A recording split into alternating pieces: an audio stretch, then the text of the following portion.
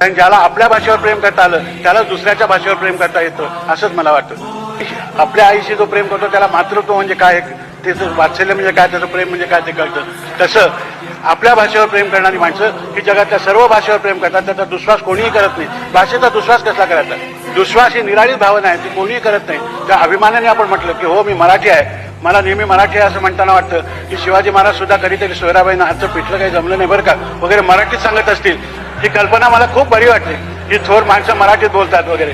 तर अशा थोर माणसांनी जी भाषा समृद्ध केली त्यातलेच आपण एक लहानसे आहोत. ही बाकीची मंडळी मोठी आहेत, त्या मनाने लहानसा असून सुद्धा मला तुम्ही मोठा केलात.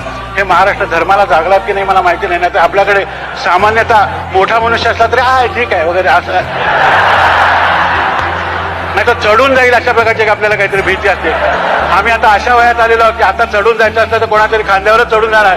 त्यामुळे ही भीती बाळगायचं काहीही कारण नाही आपल्याला.